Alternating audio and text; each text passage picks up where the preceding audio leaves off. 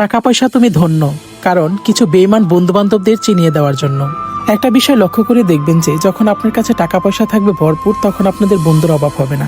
আর যখন ওই টাকাই আপনার কাছ থেকে ফুরিয়ে যাবে, পকেটে একটা টাকাও থাকবে না, আপনি বিপদে পড়বেন পদে পদে, তখন কোনো বন্ধুই আপনাকে ফোন দিয়ে 1 মিনিট জিজ্ঞাসা করবে না যে বন্ধু কি খেলি, কিভাবে চলছিস, তোর তো এখন আয় রোজগার নেই। হ্যাঁ, এটাই হচ্ছে বেঈমান বন্ধুত্বের লক্ষণ। তাই বলা চলে টাকার কাছে সবাই বন্দী, কোনো বিকল্প নাই। টাকার চাইতে বড় কোনো জাদুকর নাই। আজকাল টাকা হলেই হওয়া যায় বড় নেতা, টাকা হলেই কিনতে পাওয়া যায় জ্ঞানীদের মাথা, এটাই সত্য।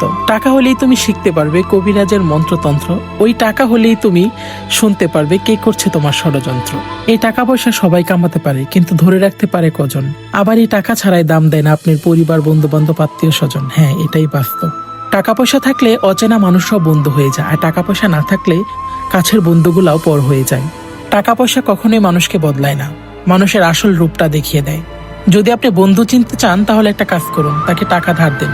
যার জন্য আপনি ভরা পকেটটা খালি করেছেন, আজকে তাকে ফোন দেন, দেখবেন সে আর আপনার বিপদে ফোন ধরবে না। তাই বলা যায় টাকা ধার দেওয়া মানে বন্ধুত্বের কবর খোঁড়া। মাঝে মাঝে মনে হয় টাকাই সব। টাকা না থাকলে, ইনকাম না থাকলে পৃথিবীর বাস্তবতা বোঝা যায়। পকেট শূন্য থাকলে, টাকা না থাকলে প্রিয় মানুষের আসল চেহারা বোঝা যায়। অভাবে থাকলে, অর্থ কষ্টে থাকলে দুঃসময়ে প্রিয়জন ছেড়ে চলে যায়। হ্যালো এভরিওয়ান, আসসালামু আলাইকুম। আশা করি সবাই অনেক ভালো আছো। তো আমি অনেক বেশি ভালো আছি।